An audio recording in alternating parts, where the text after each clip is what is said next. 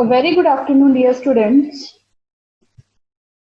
The thought of the day is, as you can see on the screen, that this is the picture of the statue of the Japan. The statue says that, or you can say it is a symbol that your value is not based on your weight or on your, you can say, size, but your value is based on the number of book that you read. I hope you all are safe at your place. Hi, Professor Sonal Agrawal. Welcome you all on the digital platform of Agrawal Vidya Vihar English Medium College. This is the lecture for the subject Banking Law and Practice Paper 1. Just I want to brief out in short that what we did in the last lecture. In the last lecture, we have started with the topic appropriation of payment in chapter number 2, that is the banker customer special relationship. Here, in that we have discussed already about the first relationship is about the banker's lion. The second relationship that we discussed in the last lecture is appropriation of payment. Here, this rule of the appropriation of payment is also known as the Clayton case. Sometimes they may ask you as a short note, not the appropriation of payment, but Clayton case. But of course, in this case, you have to discuss about the appropriation of payment. So the question arises, what is the need of the appropriation of payment? So the appropriation of payment arises when a customer having two or you can say more debts against the same creditor, and the amount which is paid by him to the banker or to the creditor is insufficient to satisfy the whole amount of debt. Then the question arises that to which debt should be payment be appropriated. So for debt appropriation, some of the rules are there that we discussed in the last lecture. This is a brief out. You can say if you remember this chart, then you remember the full rules of the appropriation of payment. The first side of the appropriation of payment is in the hand of the debtor. If the instruction is given by the debtor regarding the appropriation of payment, then of course the banker has to follow this instruction.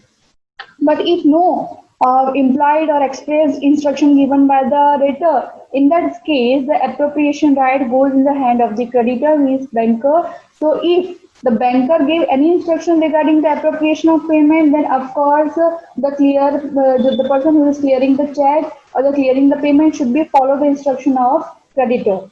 If not, then of course the appropriation must be done by a law or by a rule. A rule says that the first debt should be paid first. So whatever debt due first, that should be paid first. And the second rule says that if the principal amount and the interest amount both are due, then the banker should be settle the amount of interest first. So this is all about the appropriation of payment. Today we are going to start with the next relationship between the banker and customer, that is the banker's right to set up the account. Here set up the account means if a customer is having two or more accounts at the bank, or you can say at the same bank, then some of which are suppose overdrawn, or you can say that the debit balance, and some of which are having the credit balance, then the banker is having the right to combine these two accounts, and whatever will be the resulted balance, that will be the final balance. Now suppose a customer has one account in credit and the another in debit. Then the question arises that whether the banker is having the right to set off the debit balance against the credit balance of the second account. So answer is of course the yes. The banker has the right to combine the two accounts whenever he requires or whenever he wants. And the set off against the another no, you can say the another account had been made possible only if the creditor is the banker. Here, this right is not available for any creditor. This right is available only for the banker as a creditor. But suppose if there is you can say the contract between the banker and customer to keep both the accounts separate, then the banker is not having the right to set up the account. But generally this types of agreement is not done between the banker and customer. So if you are having two accounts with the bank, one account shows the debit balance and one account shows the credit balance. In that situation, the banker is having the right to combine the balance of both the accounts. Yeah, why? Because as we discussed in the general relationship, that it is a contract between the banker and the customer, that the relationship is the type of the debtor and creditor, or it is an implied contract. You can say that the borrower promised to repay the money, whatever which is borrowed by him at a particular period of time. So just read the red points I have written here.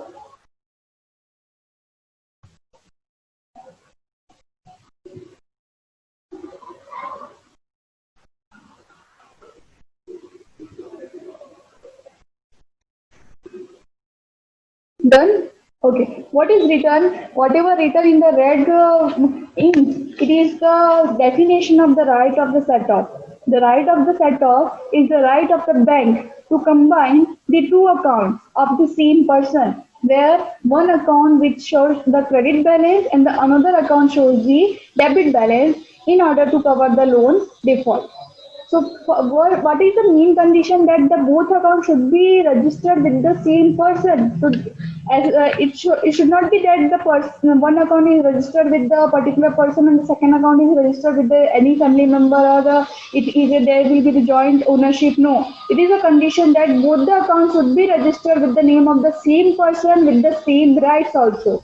Yeah, then only the banker can exercise the right of set off. Otherwise, no.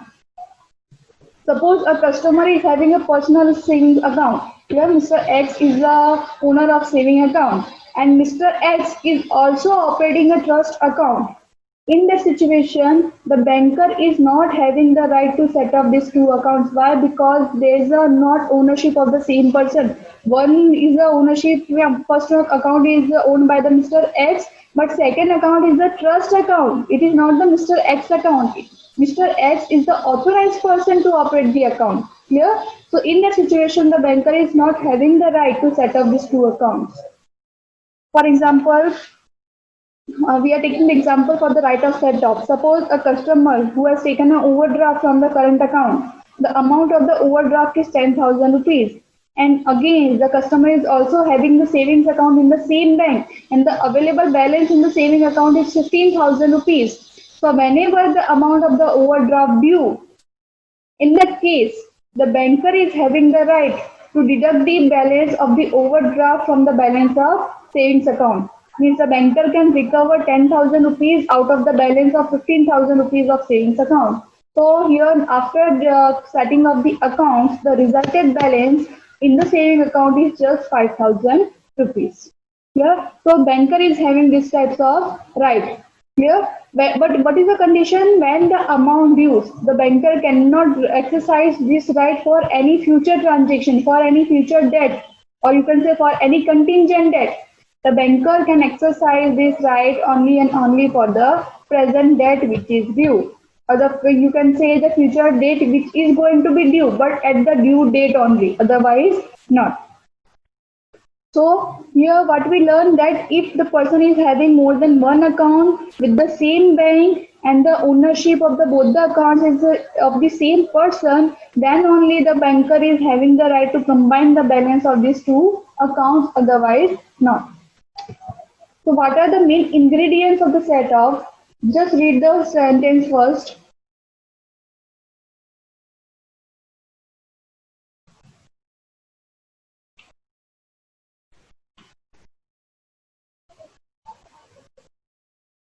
Done. What is written? The banker can exercise the right of set off only when the money owed to him is a sum certain which is due, where there is a no agreement express or implied to the contrary. Means what this sentence says, it means the first condition should be satisfied is the debt must be a sum certain. Yeah, it is not an unlimited liability. Whatever amount is you going to be covered, the amount must be a sum certain. Means the amount must be, you have to say exact amount. It is not approximate amount. Clear? If the amount is sum certain, then only the banker can exercise the right of general line. The right of set off. The second condition must be satisfied that the due must be against of the same party, means the creditor, means the banker must be same. The debt must be due by or to the same parties or in the same right. But suppose you are having one current account with the BOB and you are having the saving account with the SBI. In that situation, the bankers are not having the right to set up the accounts. Why? Because both the accounts are not in the same bank. The due must be for the same party in which you are having the another account. Here, you are having a current account with the BOB and you are having a savings account also in the BOB. Then only the owner of the BOB, the banker of the BOB is having the right to set up the account. Otherwise, no. The third condition that must be satisfied that the debt must be due immediately and not in future or not for future. As I discussed that the banker is having the right to exercise the right of set off only and only when the debt is due. The banker cannot exercise its right of set off for any future debt which is going to be due. Clear? The banker can exercise this right on the amount which is already due to collect, not for any future transaction. Or you can say this type of right cannot be exercised also for any contingent liability that may arise in near future. Clear? The next condition that should be satisfied that there should be no contract of contrary, as we discussed that there should be no contract between the banker and customer to kept both the accounts separately. If any this types of agreement is done between the banker and customer that the banker has to keep both the accounts separately, in that situation banker cannot exercise the right of set-off. So there should be no any agreement of contrary. If these four conditions are satisfied, then only the banker can exercise the right of set-off. Which are they? The debt must be a sum certain. The banker should be aware that the what amount he is going to be collect. The debt must be due against the same party. As I said that you must be having both the accounts in the same bank. Then only the banker can exercise the right of set-off. Then the next, the debt must be due immediately, not for the future. Or not for any contingent liability, the banker can exercise the right of set-off. The banker can exercise the right of set-off only and only for the present date, which is already due. The next is there should be no contract of contrary between the banker and you can say the customer about the separation of both the accounts. Clear? If any types of contract is made between the banker and customer to keep the both accounts separately, then the banker cannot exercise the right of set-off. I hope the meaning is clear. What do you mean by the right of set-off? So here the right of set-off is the right of the banker to combine the balance of two accounts of the same persons where the one account is showing the credit balance and the another account is showing the debit balance in order to cover the loan amount, or you can say in order to cover the due amount. Clear? So these are the essential conditions that should be satisfied to exercise the right of general lien. They are also known as the ingredients of the setup. That if these four conditions are satisfied, then only the banker can exercise the right of setup. The rule says that there is no need to serve a notice to the customer about this setup. If the banker wants to combine the balance of overdraft account and the saving account, or your saving account and your FD account, then of course the banker is having the right to set up the account. No need to give the notice or no need to ask for the consent of the customer. Yes, of course, after setting up the account, the banker can give the notice. But before there is no requirement to ask for consent as the debt is already due. So it is an implied promise by the borrower that the borrower has to pay the debt in time. Otherwise, if the borrower is not able or not ready to pay the debt in time, so the banker is having the right to set up the account. No need of consent is required. Done? Then the next is automatic right of setup. Means there are certain conditions in which the banker is having the right to set up automatically. So which are these conditions? The first condition is that on the death or the mental incapacity or the insolvency of a customer. If the banker comes to know that the person who is having these two accounts in the bank is died, in that situation, the banker can set up the account of the both the accounts of the customer to recover the amount due.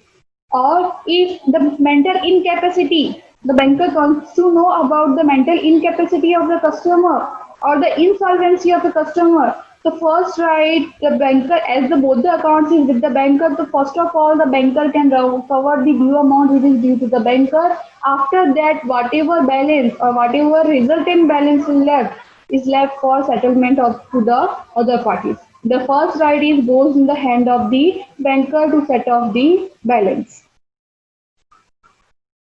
The second condition that must be satisfied for the automatic right of set-off is that on the insolvency or the liquidation of a firm, here we are talking about the firm, here we are not talking about the insolvency of the customer. The first point is about the insolvency of the customer, but the second point is about the insolvency of a firm. Suppose the person is the owner of any firm or operating any firm or the you can say the employee of any firm. Here, in that situation, if the banker comes to know that where the person is working, that firm is going to be insolvent or going to be liquidate in a near future or in a shorter period of time. In that situation, the banker can set off the both the accounts, but each one having the credit balance and the another having the debit balance. The next one is on the receipt of the garnishee order. If any garnishee order serve on the account balance of the customer. Now question arises, what do you mean by garnishee order? As this topic is left to discuss, we are going to discuss this topic as in the last of this chapter, as this is the last topic of this chapter. But even though this point is the you can say the inner part of the right of the chapter, so I am just explaining the meaning of the garnishee order in very short or you can say in very brief. But we are going to discuss the garnishee order in detail in the last of this chapter. So what do you mean by garnishee order? Garnishee order is the order which is given by the court on the balance of the customer's account. Here, three types of orders are there. Two types of orders are there. The first order is about the order nishi, and second is about the order absolute. So, what is order nishi and order absolute? We are going to discuss later on. But just now, you remember this thing that if this type of order is solved by the court, in that situation, the balance that the person is having in the account is that person is not having the authority to use that balance. Why? Because of some of the reason. What are they? What are the conditions should be fulfilled that we are going to discuss later on.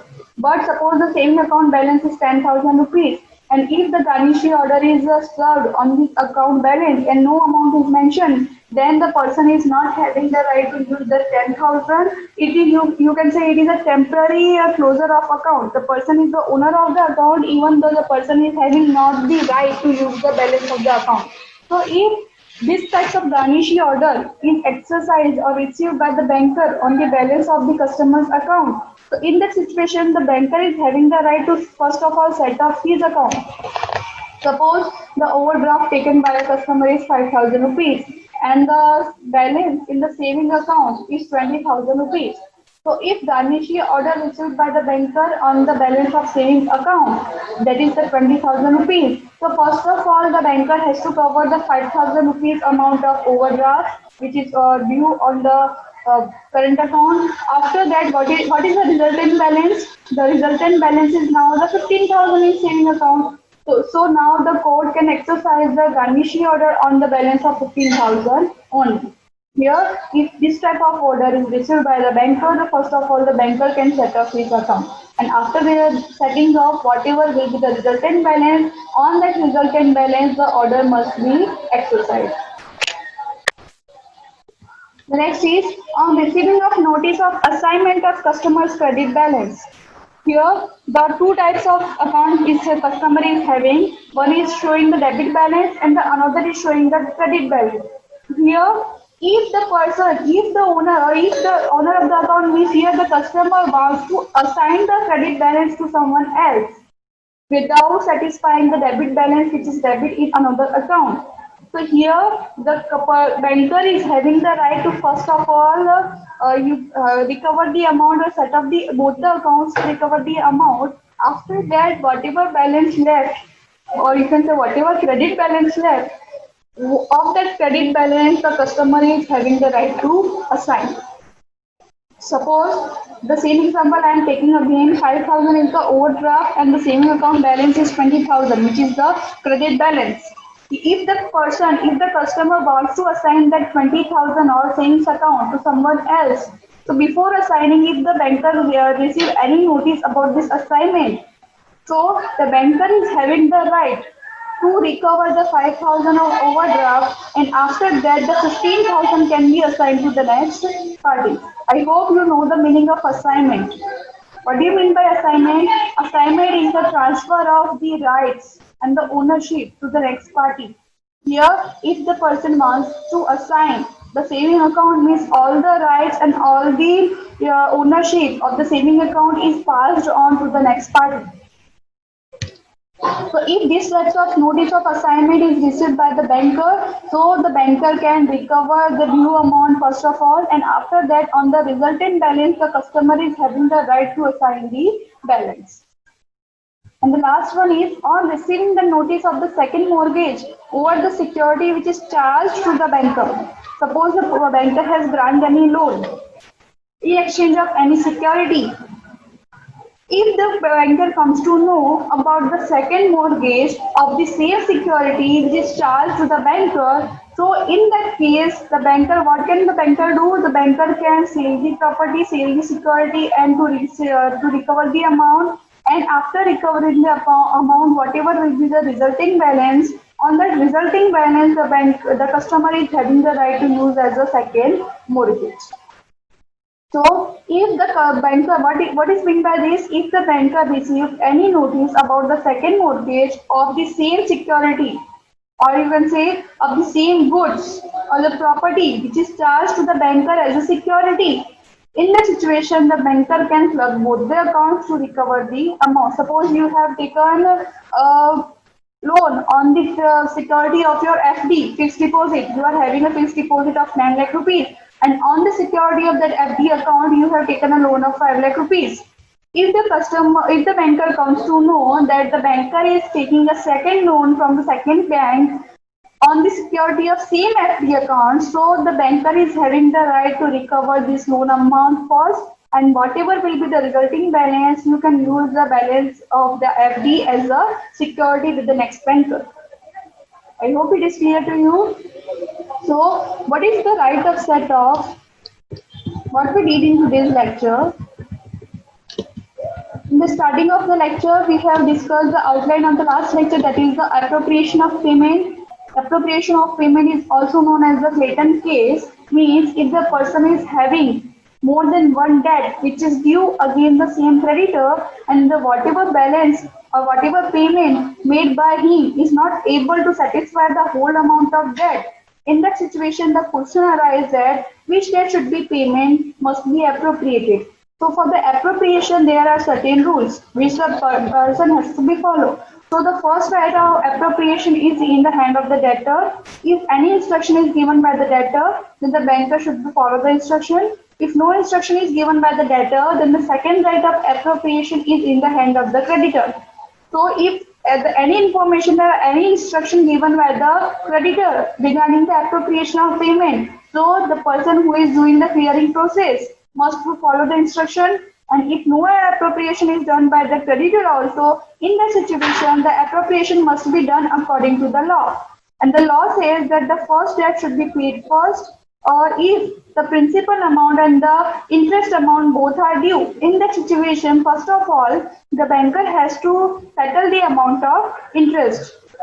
This is all about the appropriation of payment. After that, we have started with the banker's right to set off. It means if the person is having more than one account with the same bank or with the same name, in the situation, if one account is showing the credit balance and the another account is showing the debit balance, so the banker is having the right to combine both the accounts to recover the loan amount or to recover the due amount. So to exercise this right, some of the ingredients are there, means you can say some of the conditions are there that must be satisfied. If these conditions are satisfied, then only the banker is having the right to exercise the right of set off. Which are they? The first condition is that the debt must be a sum certain. It should not be approximate amount. It should not be a lump sum amount. It is the exact amount that the person going to be continue to recover Then second is the due against the same party. Here the banker is going to combine the two accounts. So it is compulsory that both the accounts must be having the ownership of the same person. So it should be due against the same party. Suppose the first person is taken an overdraft. The ownership of the current account is of Mr. X. And the second account of the saving account is having the joint ownership of Mr. X and Mr. Y. In that situation, the banker cannot combine both the accounts. Why? Because here ownership or here due against is not against the same party. Here the current account ownership is in the name of the Mr. X and the saving account is having the joint ownership. In that situation, the banker cannot club both the accounts. So it is the condition that due must be against the same party. The next condition must be satisfied is that the debt must be due immediately, not for the future. Here, as we discussed that the banker can exercise the right of set-off to recover the amount which is due. Here, in present time, the banker cannot exercise the right of set-off for any amount which is going to be due in future or the near future. Or the banker cannot exercise the right of the set-off for any contingent liability that may arise in future. The banker cannot exercise the rule or this right for this type of dues. The banker can exercise the right of set-off only and only for the present due. The next condition that there should not be a contract of contrary or the agreement of contrary between the banker and customer to separate both the accounts. If this type of contract is made between the banker and customer to keep both the accounts separately, in that situation the banker cannot exercise the right of the set-off. The banker can exercise the right of set-off only and only when there is no agreement of contrary. If these four conditions are satisfied, then the banker is able to use the right of set-off without giving any notice to the customer or without asking for the consent of the customer. The next is when the banker is having automatic right of the set-off. Here, certain conditions are there, or you can say the certain situations are there. In that situation, the banker is having automatic right of set-off. The first situation is on the death or on the mental incapacity or the insolvency of a customer. If the customer dies and the banker comes to know about the death of the customer, or if the person becomes the, you can say the mental incapable person, here in that situation, and also if the customer become insolvent due to the any reason, so the banker is having the right to set up both the accounts with the banker is having, in which one balance is debit and second balance is credit. The second point, or the second situation is in case of the insolvency of the liquidation of the firm. Here we are talking about the firm where the person is working as an employee, or where the customer is having the ownership, or where the customer is having the partnership. Here, if the banker comes to know about the insolvency of that firm where the person is working, or where the person or the customer is the partner, or where the person or the customer is the owner, in the case of the insolvency of that firm, the banker is having the automatic right of set-off and no need to inform to the customer. Or the second condition is about the liquidation of the firm. If banker comes to know about the liquidation of that type of firm which we discussed just now, so in that case the banker can set up the account. The third is on the receipt of the garnishee order, if any order of the court received by the banker on the account balance of the customer, in that situation, before exercising the right of the court, the banker can exercise the right of set-off, and whatever balance will be left, on that resulting balance, the banker can use it for a garnishee order.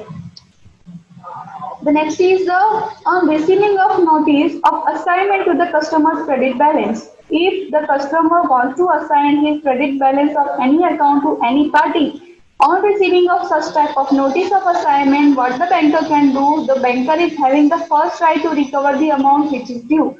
The banker can recover the amount without informing to the customer, and after recovering the amount, whatever will be the balance left in the account on that credit balance and on that resulted credit balance, the banker can assign that balance to the next party. And the last one is the on receiving the notice of a second mortgage over the security which is already charged to the banker. Suppose you have taken a loan on the FD account balance. That means that FD is already charged as a security to the banker. And if you as a customer wants to take a second loan on the security of that same FD account, so here the banker is having the right to recover the amount of due cost from the FD balance, and after that whatever will be the resultant balance, on that resultant balance you can use that balance for a second mortgage or second security. So these all are the situation where the banker can club your both the accounts. The banker can combine the balance of your both the accounts where one account is showing the debit balance and the second account is showing the credit balance. Again, I am repeating the right of setup is this right is available only and only for a banker as a creditor. This right is not available for any general creditor. Here, if your creditor, your lender is a banker, then only the banker is having the right to club the account. Only the banker is having the right to combine the both the accounts. I hope it is clear to you. Now we are going to meet in the next lecture. Till then, stay home, stay safe, start learning. Have a good day. Thank you.